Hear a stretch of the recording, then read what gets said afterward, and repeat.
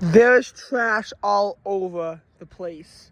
That bouncy ball over there might be mine. It's discolored enough to the point where I can't conclude it's mine, so I'm not going to take it. But honestly, I might have just lost the property right there, even though it was a ball from round one that probably only cost $20. It was still probably a personal casualty of me from the storm. As you can see, the ground is wet. There has been heavy rain. More is on its way. But as of now, we have a nice break in the rain with temperatures actually being 60 degrees. So, yeah, that's that. And by the way, just so you know, this video is being filmed at 9 o'clock in the morning. So this is what is happening at 9 o'clock. While I dispute my rain gods for always underestimating rain, they say that we've picked up 0.69 inches of rain, which I guess isn't the most unreasonable conclusion, even though I think it was personally a lot more based on this. Wind gusts, they don't give you minute by minute, but while they might not have hit 60 miles an hour, they're definitely in the 50s. But power outages so far have not been too bad yet. The storm actually really did not come into play while we were traveling to New York City. When we left for the train station at 3:30, there was no storm, although there was a little bit of wind. When we got to the Penn Station at 4:45, there was still no rain. When we left the dining that we were eating at 5:45, there was still pretty much no rain. When we got in the venue at 6:15, there was still pretty much no rain. Now, when we left the venue at 10:15, there was some rain that was already happening, and we could see it on the way home. But when we got back to our location, the rain hadn't actually come here yet. So even though it's 11:15, it still wasn't raining yet. The rain would come in later. And Mariah was actually only an hour late on stage. So she was on stage by 8:30 and off the stage by 10:15. Because the show was a little bit shorter this year as compared to last year. Last year, people did not leave the venue until 11:45. She started the concert 30 minutes later. She was an hour and 45 minutes late, and she did a 2-hour show. Whereas this time, we were out of there a lot earlier, and we were home by 11:30. So that's my personal update. But now, more importantly, we have to move on to the NFL Week 15 and what happened. First of all, playoffs are now more interesting. We saw the Panthers eliminated in Week 13, and we saw the Patriots eliminated in Week 14 with the 49ers clinching a playoff berth. Now the 49ers clinched the division. They will be carrying the NFC West for the second year in a row with their third consecutive playoff berth. They've clinched the playoff berth because while the Rams did win and they improved to 7-7, the 49ers improved and they're 11-3, so now they're simply 4 games ahead with 3 left to go. The Rams are still vying for a playoff spot, but at this point they cannot take the division from the 49ers, and they're the second best team in the division as of right now.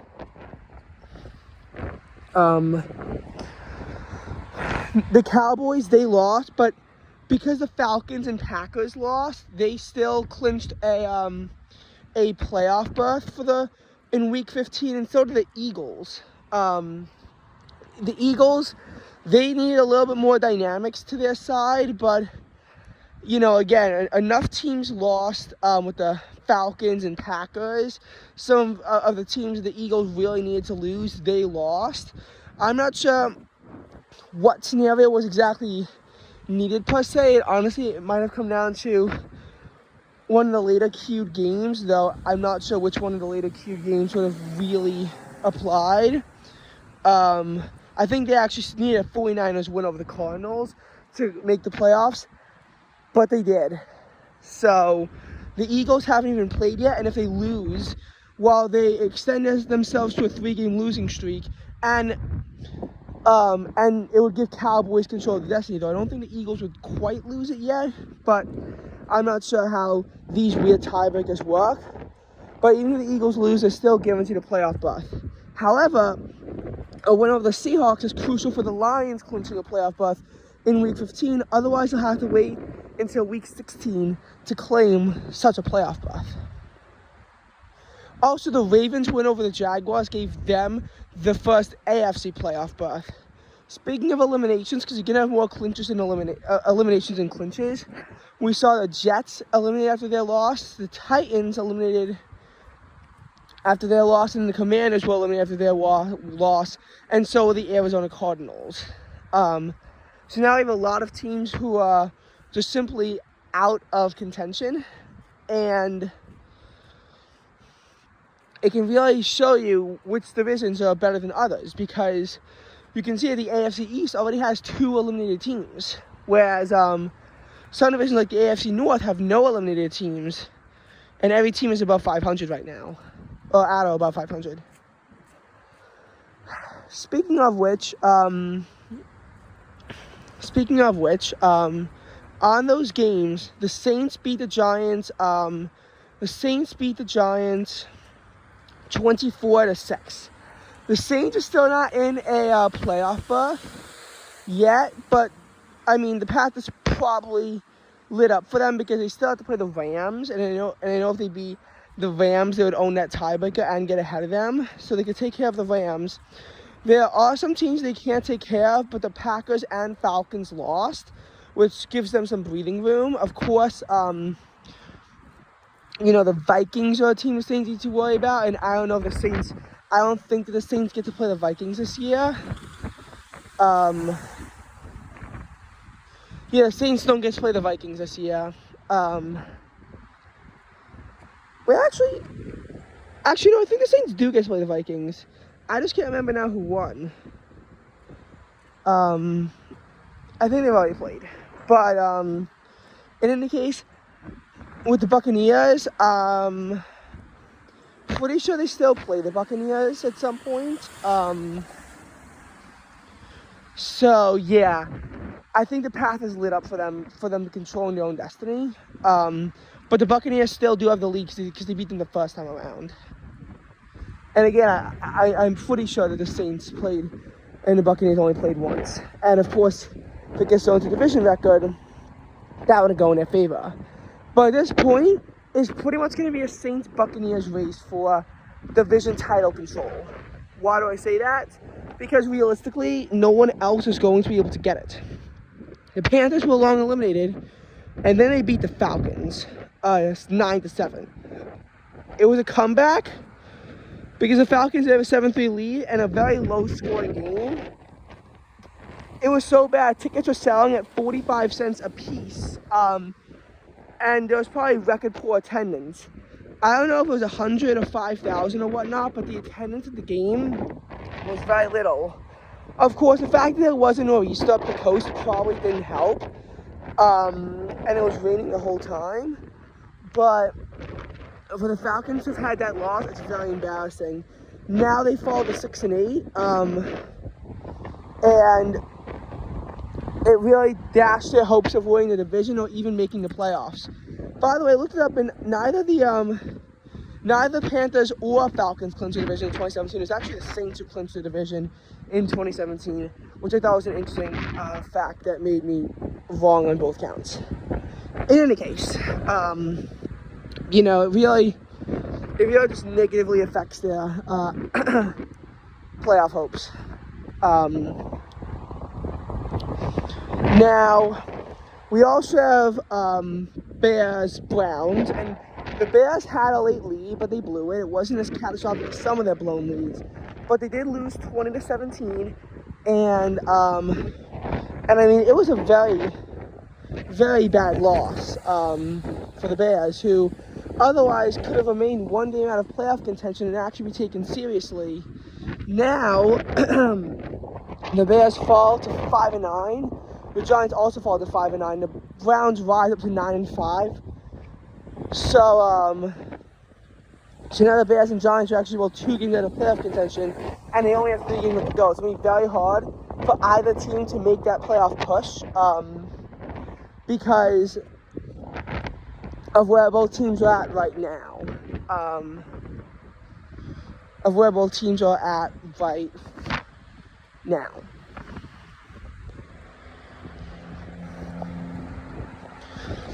Buccaneers beat the Packers 34-20. That could be crucial if the Saints wind up winning the division.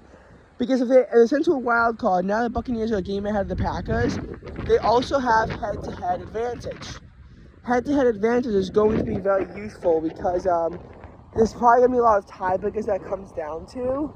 And if they have head-to-head advantage, it means that if it comes to a tie that determines side of control, Bucs are in, Packers are out. Of course, it might not, just come down to this, but yeah, there certainly are a lot of moving parts to this. The Dolphins shut out the Jets, and that's why the Jets were eliminated. The Dolphins won by a score of 30-0, but the Bills won. So Miami can't think about clinching a division for a while. And yes, the Cowboys lost 31-10. Rams beat the Commanders 20-20, which eliminated the Commanders. And what was the final game? The 49ers beat the Cardinals, but it was 45-29. The Cardinals honestly put up some fights. So now we're in an interesting place when we look at records. So the 49ers are now at 11-3 and control the 1 seed for the NFC East. The Eagles are 10-3 and they control the 2 seed, but they didn't play yet. If they fall to 10-4, they're falling back to the 5 seed, which they very well could be just the 5 seed for the playoffs. If they win and go to 11-3, they're still at the 2 seed because the 49ers do control head-to-head victory from their 42-19 win over them in Week 13. Again, very important playoff drought for the Eagles to snap. We would have the Lions at 10-4 in third place no matter what.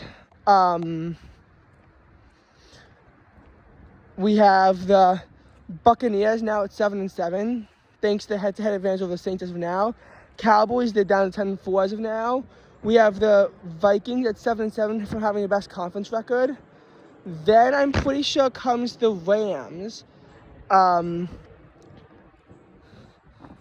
We have the Saints at 7-7, but they miss out on 2 regards as of now. Seahawks are 6-7. If they go up to 7-7, I don't actually know how that'll go. I think they're in between the Rams from being short by them and above the Saints. If they lose in at 6-8, I actually don't know how that would work. I think they would be ahead of the Falcons, but behind the Packers if they lose and go to 6-8. As of now, they're 6-7, so they're kind of in that in-between zone. And yeah, you have Packers and then Falcons because Packers lost to the Buccaneers and the Falcons also lost to the Panthers. Again, a very embarrassing loss. You have the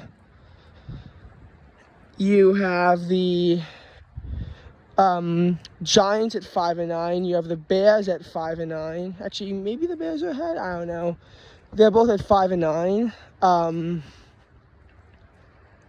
You have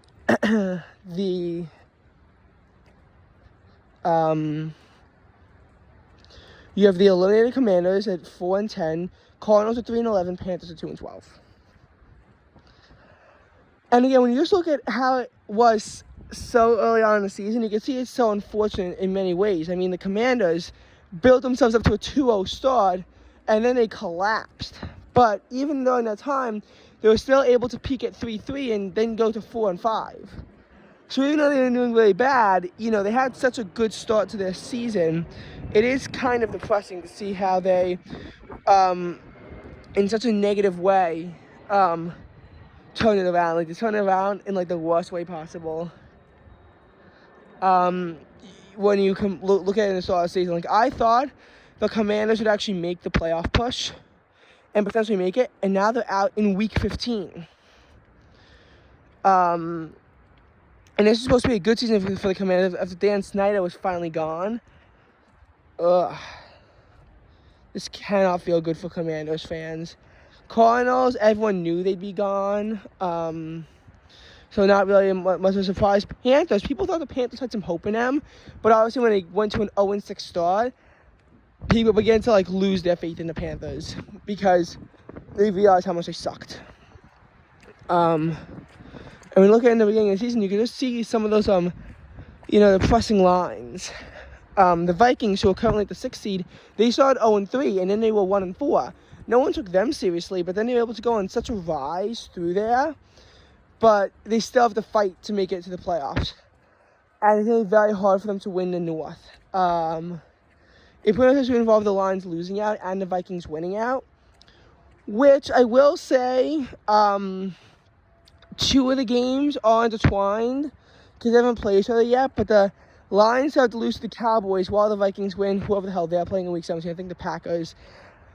I think that the Lions sweep the Vikings, they will clinch the division. But that's a big if, if the Vikings sweep the Lions, which I don't think is going to happen. I think it's going to be more of a split game scenario. So you have that going for you. I mean, Giants are 2-8 at a point, but they were able to push off having a losing record for quite a while. And, you just have all these tales that you have to tell. And they aren't exactly, the most happy stories that you could think of. I mean, in the AFC, when the Patriots had their very good defense and they put up a fight against the Eagles, one could think that maybe the Patriots stood a chance, and I mean they didn't. They're out of there. They're 3-11, and they're the worst team. You look at the Titans; they're 5-9, and I guess I will say no one took them seriously because of their collapse last year. But still, and the Jets, I mean, of course Aaron Rodgers was injured, but when the Jets were 4-3, and they had recently beaten the Eagles, I mean, it's just in those games where you really see it happening. And yes, the Titans did lose, but they actually took the Texans to overtime, and it was a 19-16 loss. So the Titans did put up a fight to keep their playoff hopes alive. People thought maybe it was going to be the first tie of the whole season, but it wasn't.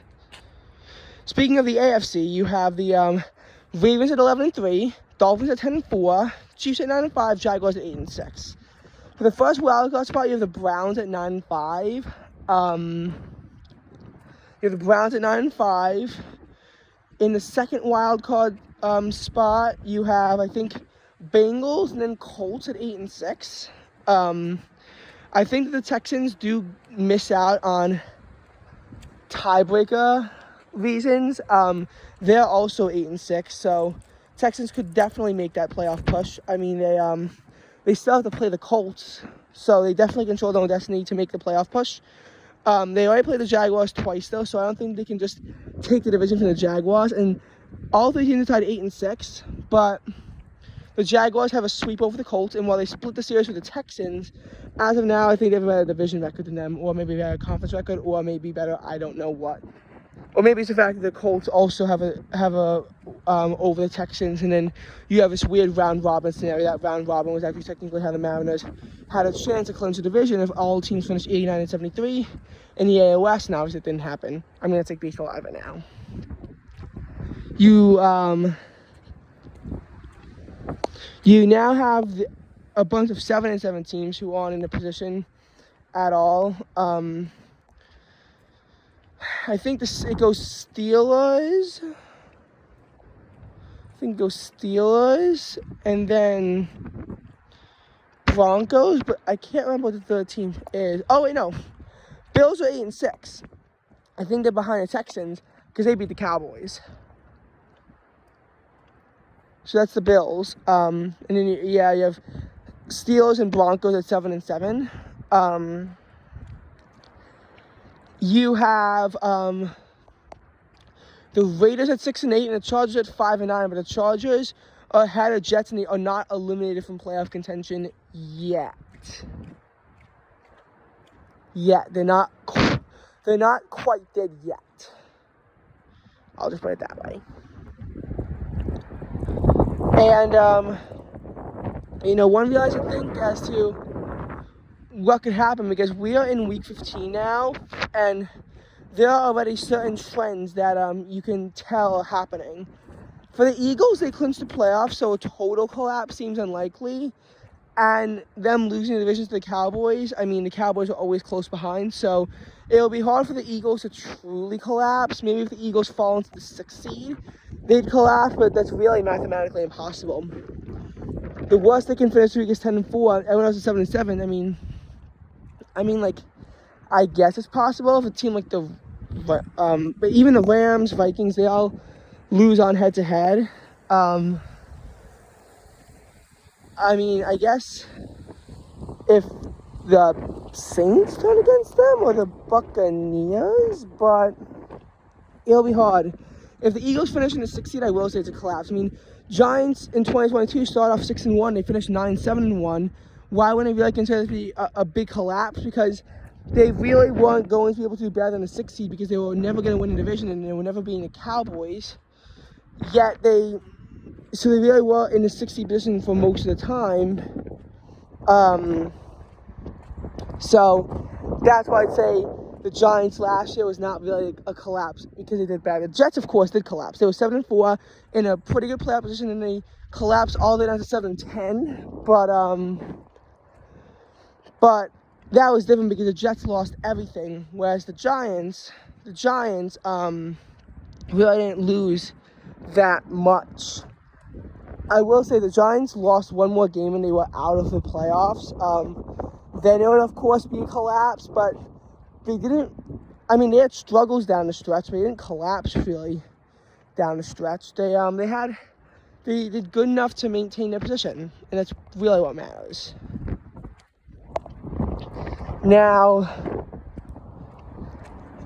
in the case of this, with the potential of late season collapses, there are some teams I keep an eye on. Not the Eagles, because they clinched. I already explained that. But the Chiefs. Now, with the Broncos falling to 7-7, it's a lot easier for the Chiefs to maintain their grip on the division. But the best they can probably do realistically is the 3 seed. They had some struggles against the Patriots, the worst team in the AFC, and that is not a good sign. I will say that the rest of the schedule does seem pretty winnable from here. It does seem pretty winnable from here, but you never know with these Chiefs where they could randomly just drop a few games. So you have to keep them on alert. That being said, I don't see them finishing worse than the 3 seed, because I don't see the Broncos taking it from them. I don't even know if the Raiders can take the division from the Chiefs anymore. They might be out of division title contention, and the Chargers are definitely not in division title contention. And the Broncos, they're gonna have a hard time with two games and 3 left to go, and they don't even play the Chiefs at all. So, and as far as the Jaguars, well, they're a game ahead of them, and they also have head-to-head tiebreaker against them. So it's really a 2-game lead. Honestly, the Chiefs are practically going to be at a tie with the Dolphins now, because while the Dolphins win out, they're ahead. If the Chiefs win out and the Dolphins drop just 1, which, they can very easily do against those Cowboys, then the Chiefs are going to be in a position to claim the 2 seed. I don't think the 1 seed is really going to be possible at this point, because they are 2 games out from it, but again, I just don't really see that kind of a late season collapse really happening for the Chiefs. Jaguars got to be more careful of, though. They're 8-6, and the Colts and Texans are right on their ass for the division. Now, the Colts need to be a game ahead of them because of the sweep, and the Texans are probably also going to need to want to be a game ahead of them in reality, but Texans and Jaguars still play. I will admit, for the Colts, they do not control their own destiny to win the division. But the Texans might. Because if they win out, they're 11-6, and that would knock the Jaguars down to at best 10-7. And because I'm pretty sure they still have to play the Colts once, unless they already played the Colts twice. Wait, no, the Texans also split with the Jaguars. Okay. I'm not exactly fully sure now as to what would happen with the Texans and the Colts.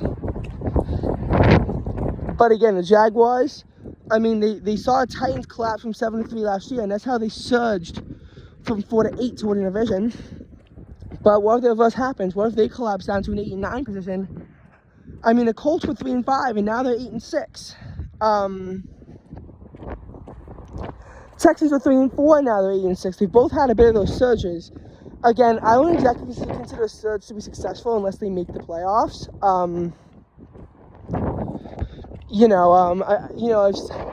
I've certainly seen surges before that didn't matter in the end. Like, I wouldn't consider the Steelers going from 5 to 8 to 9 to 8 last year a surge because they didn't exactly make the playoffs in the end. Whereas with Dolphins, I would consider them going from 8-3 down to 8-8 and up to 9-8, a collapse. Because they realistically, maybe they couldn't win the division. They still could have gotten the 5 seed easily. And instead, they collapsed down to the 7 seed.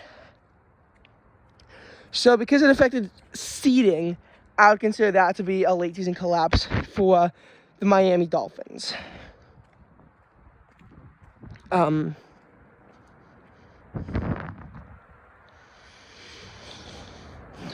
So that's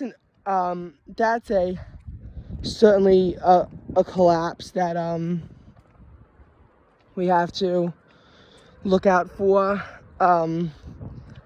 That certainly is a collapse that we have to look out for.